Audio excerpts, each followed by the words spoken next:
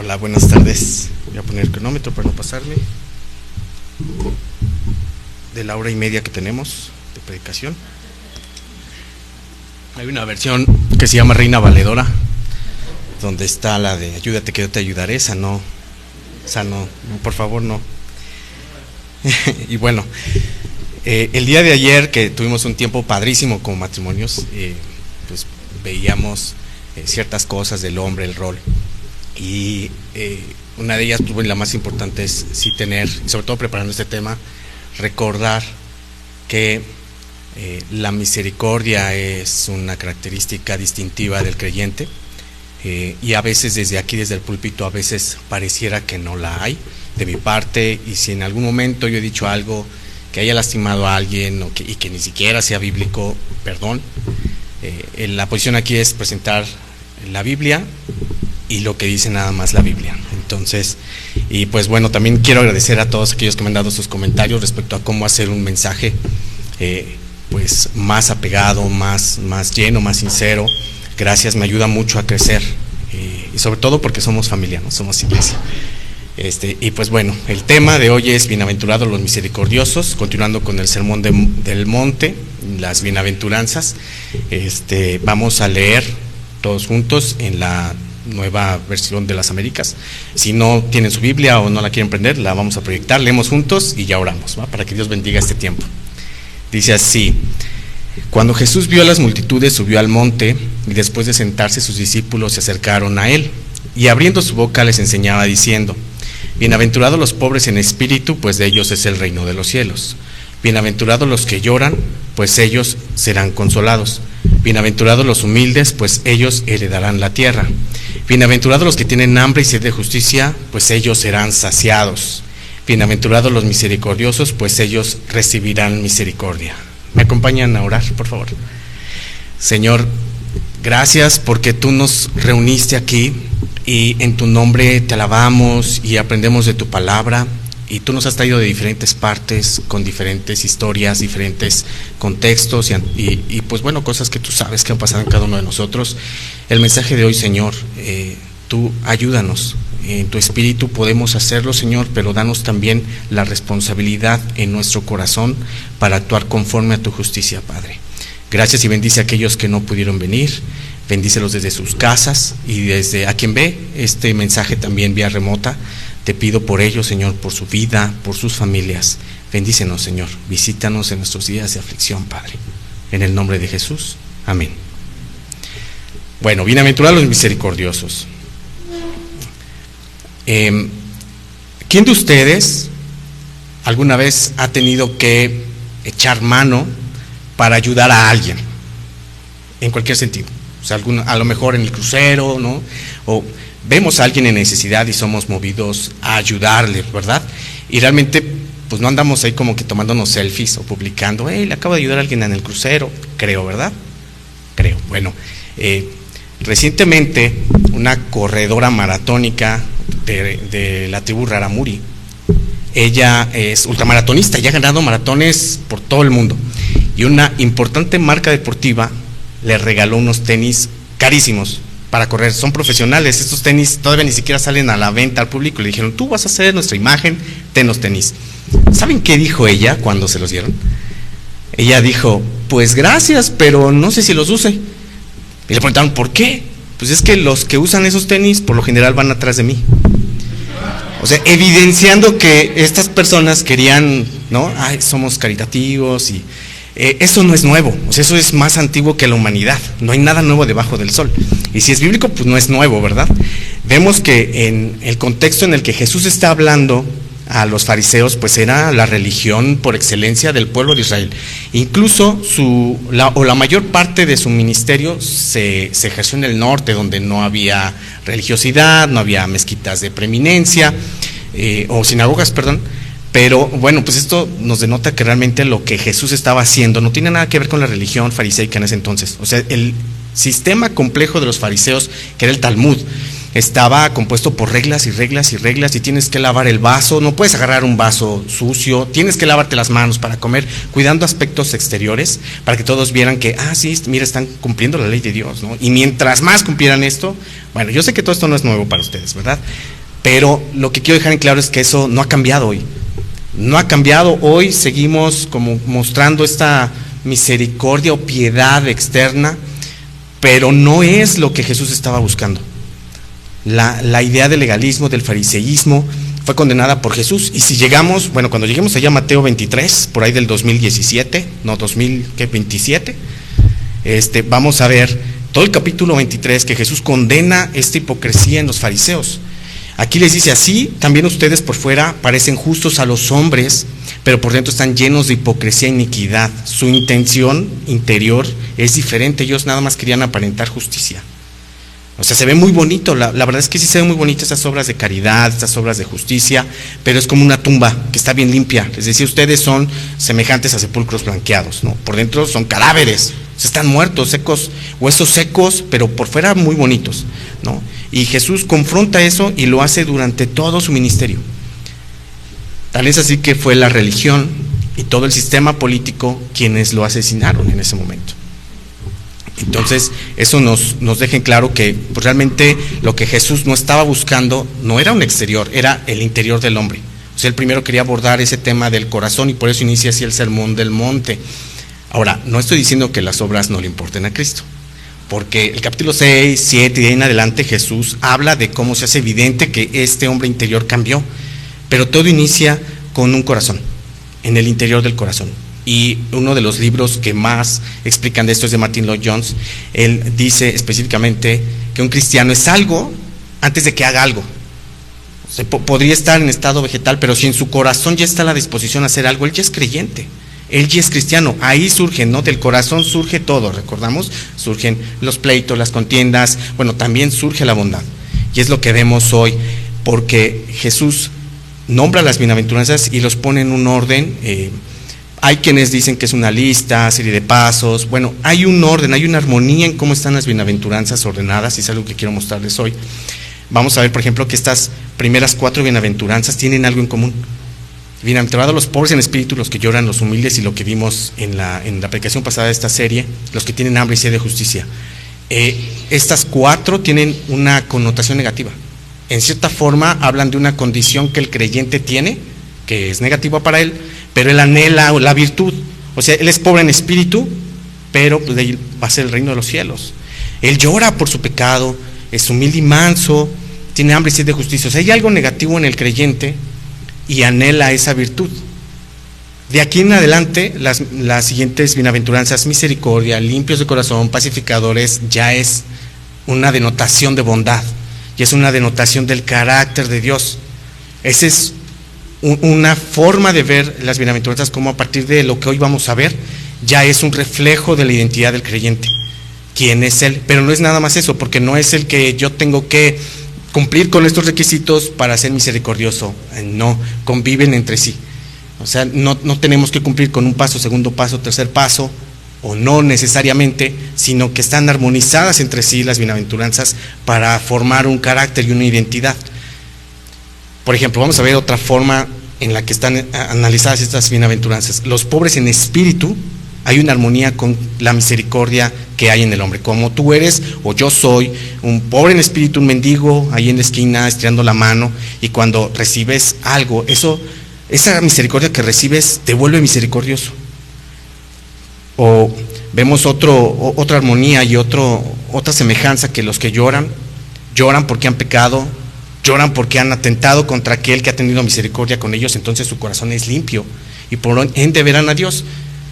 Es como cuando dice el profeta: ay de mí pecador, porque he visto al Señor. Porque no hay un pecador que vea a Dios y viva, ¿verdad?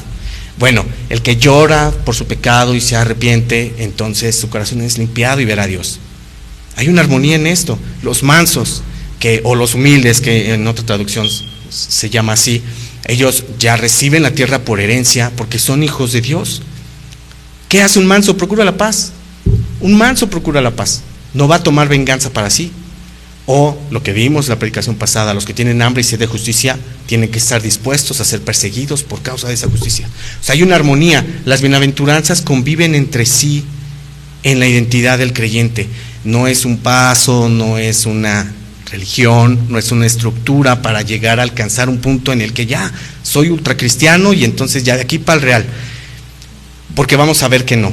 En nuestra vida vamos a lidiar con esta identidad y es lo que vamos a fortalecer, ¿no? Entiendo que entonces, bueno, ya entrando en materia, según la Biblia, ¿qué es la misericordia? Porque hoy vamos a ver eso. Y es un tema muy extenso. O sea, aunque aquí la forma en la que habla de la misericordia y la bienaventuranza se menciona solamente en 2 partes, pero en toda la Escritura está plagada de misericordias. Es un tema súper extenso. Y de hecho inicia desde Génesis 1 la misericordia de Dios hasta Apocalipsis. La misericordia es muy vasta. Y uno de los autores también que ha trabajado y ha dedicado su vida a los atributos de Dios y a la soberanía de Dios, que es Arthur Washington Pink, él dice que la misericordia es esa benevolencia que siente las miserias de los demás. Es un espíritu que ve con compasión los sufrimientos de los afligidos. Es esa gracia que hace que una persona trate con benevolencia a su ofensor y desprecie tomar venganza. Es el espíritu perdonador, es el espíritu que no se venga, es el espíritu que desiste en todo, cualquier intento de autovindicación, de autojusticia, y que no devuelve herida por herida, sino bien en lugar de mal, y amor en lugar de odio. Eso es misericordia, es una virtud de Dios. Y no, esto no es diferente a las anteriores bienaventuranzas, o sea, tiene un sentido doble. O sea, es decir, para estar en el reino de Dios tenemos que ser misericordiosos, pero porque somos misericordiosos damos misericordia, y como damos misericordia entonces recibiremos misericordia, y así. Y este es un ciclo virtuoso, es un ciclo virtuoso en el que está comprendida toda la Escritura, ¿no? Ahora, eso es la misericordia a grandes rasgos, pero vamos a estudiarla abordándola desde 3 perspectivas, ¿no? La humana, la misericordia de los hombres, la misericordia de Dios, y en qué momento esa misericordia pues, se vuelve un motivo de bienaventuranza, ¿no? Porque vimos no fue la semana pasada, fue la predicación pasada, respecto a qué es la bienaventuranza, ¿no? Pero cómo opera esta misericordia aquí. Entonces hay 3 aspectos: la misericordia divina, humana, y cómo se ve esto como una bienaventuranza, ¿va? ¿Se acuerdan? O bueno, yo me acuerdo cuando yo llegué aquí a la iglesia. Yo llegué a la iglesia y lo primero que busqué fue, o de las primeras cosas que busqué, fue ponerme pues, bajo autoridad del pastor, ir a hablar con Fer y decirle: mira, Fer, esto es lo que hay. Esto es lo que hay y pues bueno, aquí está para el Señor, ¿no? A final de cuentas, pues que Dios juzgue mi causa, ¿no? Porque yo sentía que mi pie resbalaba. Y Salmos habla de esto. Cuando decía yo, mi pie resbala, tu misericordia, oh Jehová, me sustentaba. Y para mí fue hermoso ver cómo toda esta iglesia nos recibió a mí y a mi familia. Porque la misericordia es lo que nos hace sincerarnos. Aquí el salmista pudo haber dicho: cuando sentía que mi pie resbalaba, pues me agarré y no me caí. O le eché ganas y No, o sea, tu misericordia, oh Jehová, me sustentaba.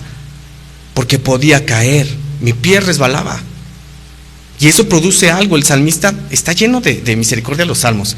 Salmo 31:7: me gozaré y me alegraré en tu misericordia, porque has visto mi aflicción, has conocido mi alma en las angustias. Y ese Salmo 31:7 no habla de una vindicación humana, o sea, de que Dios me rescató y ya no tengo aflicción, se acabó todo mi sufrimiento y no, hay sufrimiento, pero mi motivo de alegría es tu misericordia. Es tu misericordia. Hay un mérito para mí y tu misericordia evita que yo lo tenga. Y más, ahorita se los voy a explicar.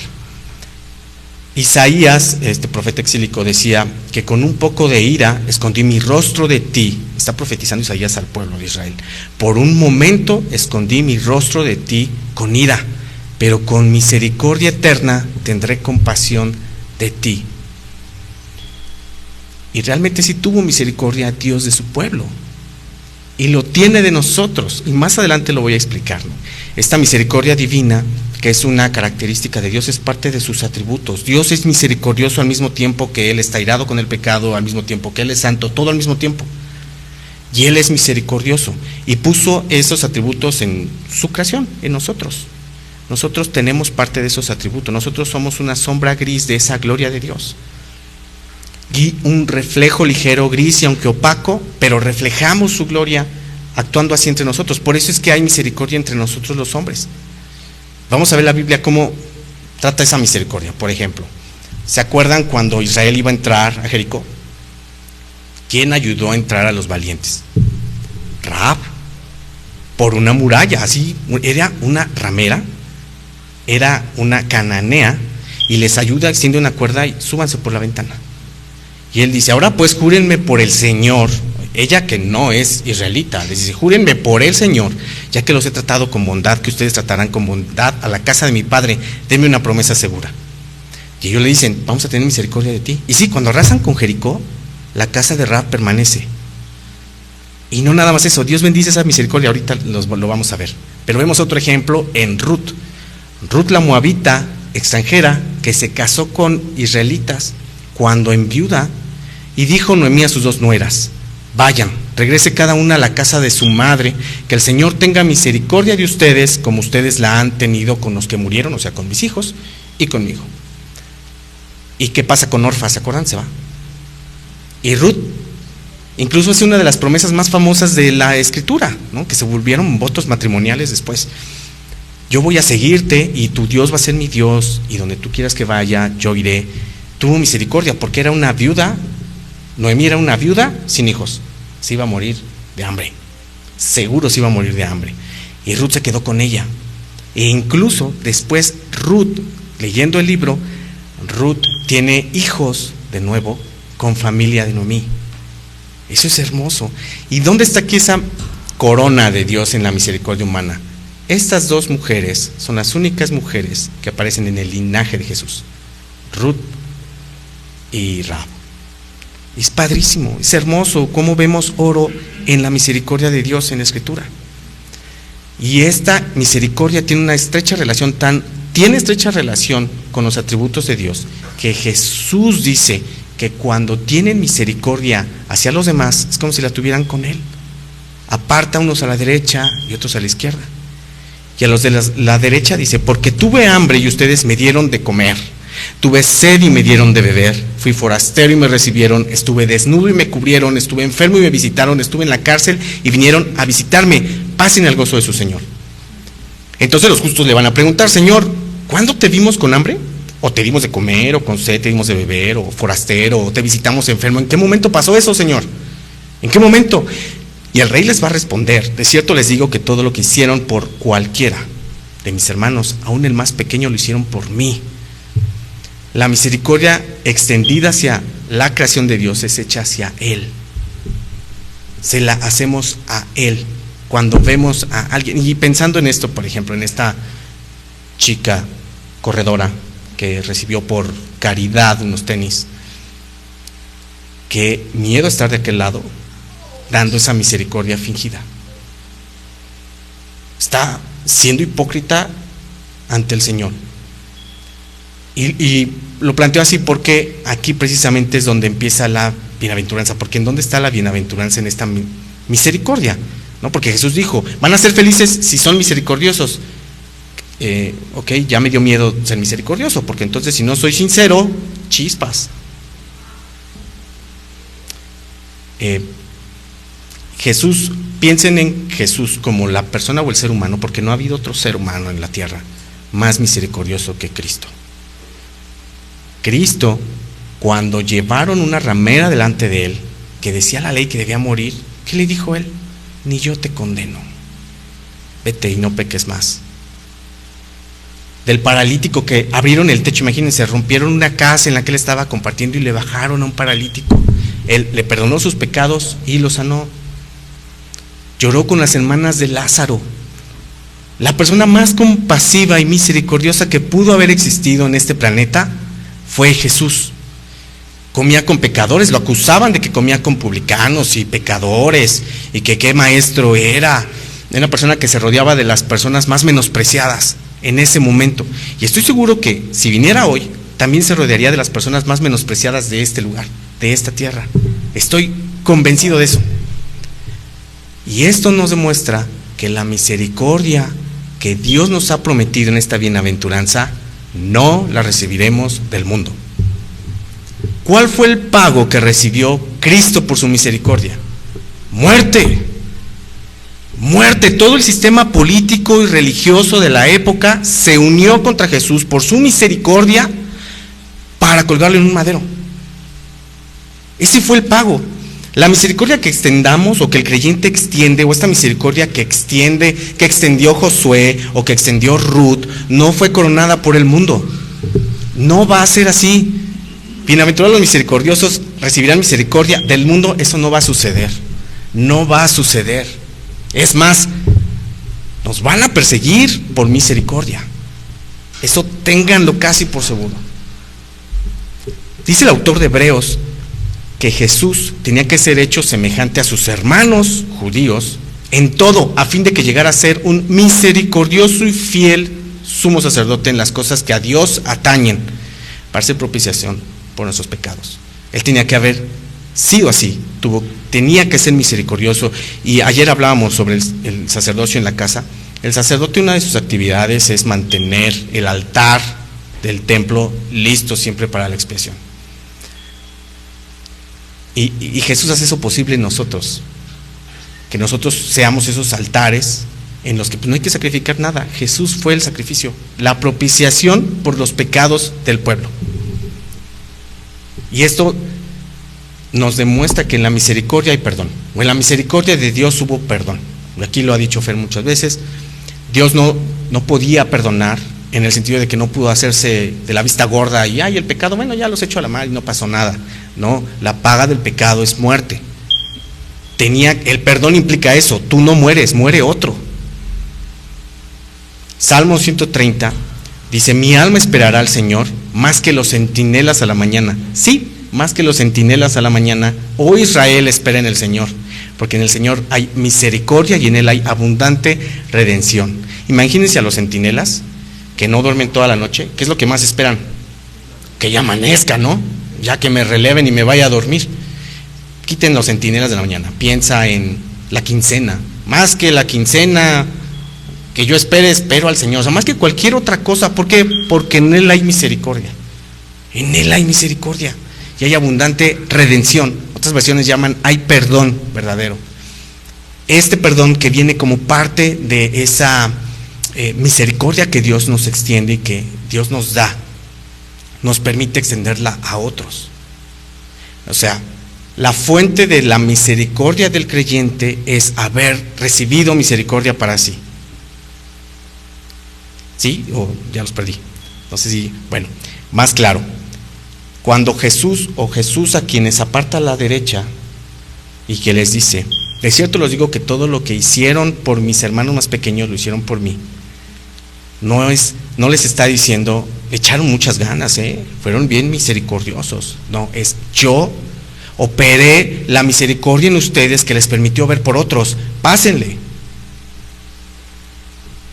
No es por obras, no es por el esfuerzo humano, aquí no entra. Es la misericordia que recibiste, es la que produce misericordia para otros. Así es como opera esta bienaventuranza. Somos felices porque Dios, al no darnos lo que merecemos, que es misericordia, y al darnos lo que necesitamos, que es gracia, nos perdona. Como poniendo nuestra maldad en su Hijo en la cruz. Eso es lo que dijo. Por ejemplo, Ibis Carballosa dice que la misericordia bienaventurada es más que sentir la necesidad ajena. Cuando sientes pena porque alguien está padeciendo. Digo, nadie se compadece de alguien que está en una condición mejor a la tuya. Nadie. O sea, nos compadecemos de alguien vulnerable. Bueno, no es sentir pena por él, es suplir esa necesidad. Y la misericordia bienaventurada es porque lo haces, porque lo recibiste tú. Porque nosotros recibimos misericordia de Dios y la podemos dar a otros. Eso nos hace feliz, nos hace felices. Ahora, como creyentes, y esto es muy fuerte, nosotros ¿realmente tenemos misericordia y compasión todo el tiempo con otro? ¿O nos cuesta perdonar? Porque, ¿por qué razón la Escritura estaría tan llena de misericordia en el hombre y por parte de Dios? No lo hacemos, esa es la verdad. Cuando retenemos el perdón al hermano, no estamos siendo misericordiosos. Y no nada más eso, No nada más estamos rechazando misericordia, estamos eligiendo recibir juicio. Porque hay nada más dos opciones: o recibimos el perdón de Dios o recibimos su ira. Y aquí no está sujeto a que si creemos o no, si Dios existe o no. No, mira, decía alguien en aquel día, si tú no crees que Dios no exista, está padre, mira, bien, si al final llegamos y Dios no existe, yo como creyente no pierdo nada, ¿no? Pero si llegamos al final y si existe un Dios, híjole, tú sí pierdes. O sea, no hay otra. De verdad, si hay un juicio al final y si es por obras, yo apelo a la misericordia. Y apelar a la misericordia es dar misericordia, porque somos misericordiosos, es derivado de que recibimos misericordia. Hay un predicador muy famoso, y es un teólogo también muy famoso, se llama Richard Baxter. Él en un sermón le decía a su iglesia precisamente este tema de perdonarse entre ellos, de no retenerse el perdón. Por ejemplo, Pedro, ¿no?, que le dijo a Jesús: Señor, ¿cuántas veces tengo que perdonar a mi hermano? Y Jesús, ¿qué le dijo? Cada vez. Además, mira, ni me preguntes, perdónale cada vez, no le retengas el perdón. ¿Por qué? Porque tú fuiste perdonado. Y esa misericordia tiene que ver con amar al hermano y también al que no es creyente. Yo he escuchado, y es triste escuchar a veces que se dice que decirle a alguien que su pecado lo va a llevar al infierno, o tal pecado te va a llevar al infierno, es misericordia porque pues, los estás amando. No, se van. El incrédulo se va a ir al infierno porque no aceptó el sacrificio de Jesús, no porque haya pecado. Eso ya es, todos hemos pecado, todos en absoluto hemos pecado. Eso no es un mensaje de amor. El mensaje de misericordia es extender esa gracia a otros. Richard Baxter decía: ¿acaso no escuchamos a Cristo decir: morí por estas personas y ustedes se niegan a cuidar de ellas? Valía el precio de mi sangre y no merecen el esfuerzo de ustedes. Descendí del cielo para buscar y salvar lo que estaba perdido y ustedes se negarán a ir a la casa vecina, a la otra cuadra o al siguiente pueblo a buscarlos. Descendí del cielo para buscar y salvar lo que estaba perdido y ustedes se negarán a ir a la casa vecina. Qué pequeño es el esfuerzo o la condescendencia de ustedes comparados con los míos. Yo tuve que rebajarme a mí mismo para hacer estos, pero para ustedes es un honor ser empleados para hacerlo. He hecho y sufrido muchísimo por la salvación de ellos. ¿Se negarán ustedes a hacer lo poco que queda en sus manos? Este juicio es para quienes rechazan la misericordia. Y no es que la rechacemos, digo, está padrísimo, me vas a dar, Señor, me vas a perdonar, venga a tu reino, ¿no? Pero hágase tu voluntad, no. Tengo que esforzar, no. Tengo que perdonar al hermano, no. O sea, está padre, venga a tu reino, pero eso de que se haga tu voluntad, como que ese es el juicio. Ese es el juicio que se hace evidente cuando nosotros le negamos la misericordia a alguien. Jesús lo dice en Mateo 6, porque si ustedes perdonan a los hombres sus transgresiones, también su Padre Celestial les perdonará a ustedes. Y no es una condicionante, no es un Dios, me gané el cielo porque no le guardé rencor a nadie, porque entonces ya es por autojusticia, ya es, ¿tú crees que porque fuiste muy bueno perdonando vas a entrar a mi reino? No, el sello de que fuiste bueno perdonando es que yo te perdoné a ti y entonces puedes entrar. Y así es como fluye la misericordia de Dios. Santiago 2:13 dice: porque el juicio será sin misericordia para el que no ha mostrado misericordia. La misericordia triunfa sobre el juicio. No aparentar una misericordia como en aquel momento los fariseos lo hacían, y como en muchas iglesias. Y algo que a mí me encantó cuando llegué aquí con todos ustedes fue que no hubo juicio. Fue que no hubo juicio porque todos somos miserables y pobres en espíritu que necesitamos decirle a otros: hey, aquí hay pan, vengan, aquí está el Señor. Y no el juicio entre nosotros, porque ¿sabes qué? Mira, todos nos vamos a equivocar y todos nos vamos tal vez a ofender, tal vez un día vamos a tener un mal día. Este tema de que alguien está enfermo porque seguramente un pecado tiene. Bueno, mira, si tiene un pecado y Dios lo tiene que trabajar, es Dios y Él.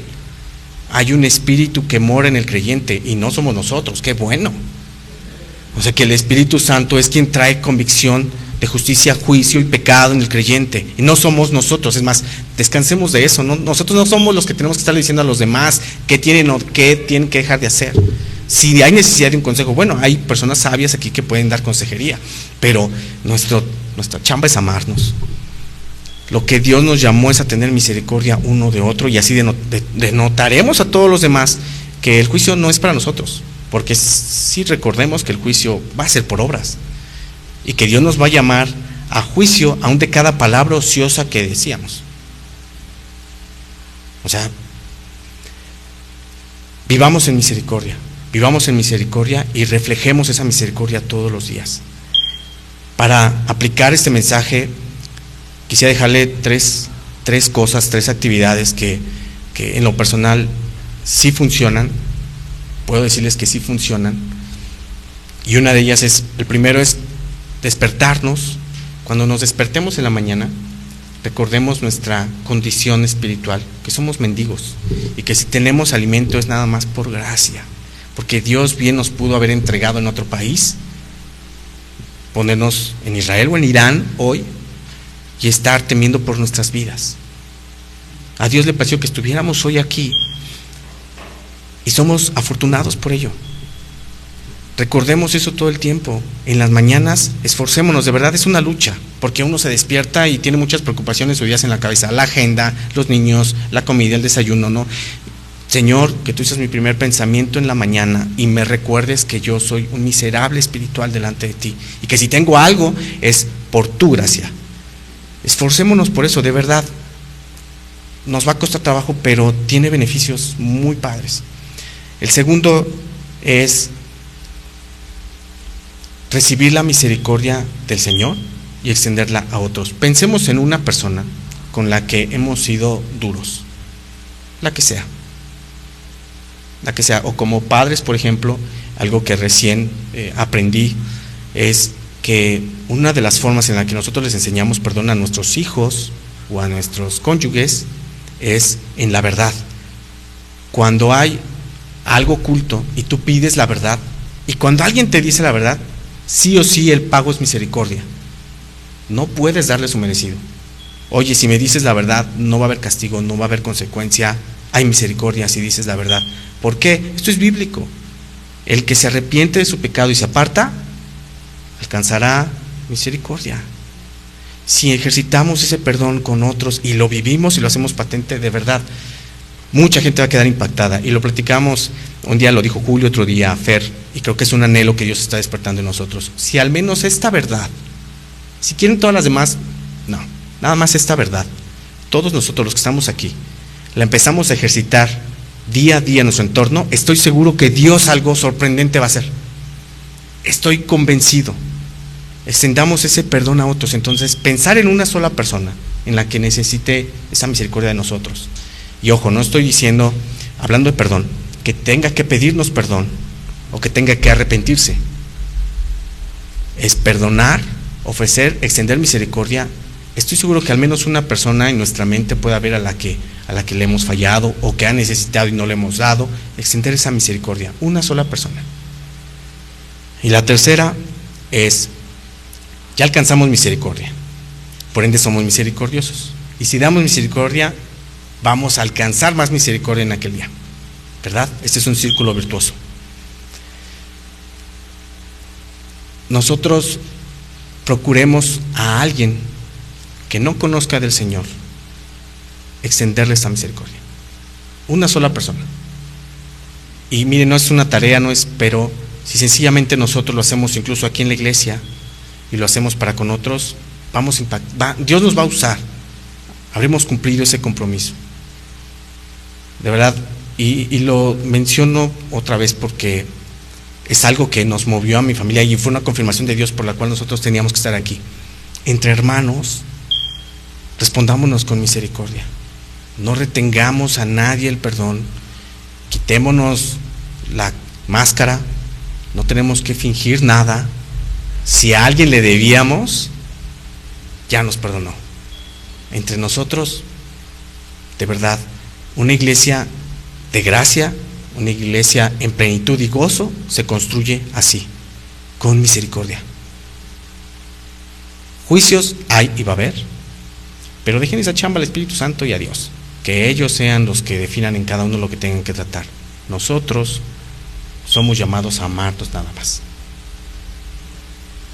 Y pues bueno, esa fue la aplicación del Sermón del Monte, y me gustaría que me acompañaran a orar para que Dios pusiera esto en el corazón de cada uno de nosotros. Señor, gracias por tu palabra, gracias porque tú eres bueno, gracias, Señor, porque tú nos has perdonado. Aún antes de que nosotros nos arrepintiéramos, tú ya habías hecho todo lo necesario para que nosotros llegáramos a ti. Gracias, Señor, porque sin merecerlo tú nos has salvado, nos has rescatado, y te pido que tú pongas ese precio, ese costo, ese sacrificio en nuestra mente para poder hacerlo por otros, porque de nada tiene caso reflejarte y decir que tú eres santo si no lo somos para con los demás, Señor. Lo que más el mundo puede rechazar de tu iglesia es precisamente tu iglesia, Señor, los cristianos que nos damos un testimonio santo y sincero de ti. Ayúdanos, Señor, a amar sin tapujos, sin hipocresía, sin fingimiento, con un corazón sincero a todos, Señor. Y perdónanos porque no lo hemos hecho. Gracias, Señor, por tu palabra. Gracias, Señor, por esta iglesia que has levantado para tu gloria, en tu nombre, y para tu gloria te alabamos, Señor. En el nombre de Jesús. Amén. Gracias, familia.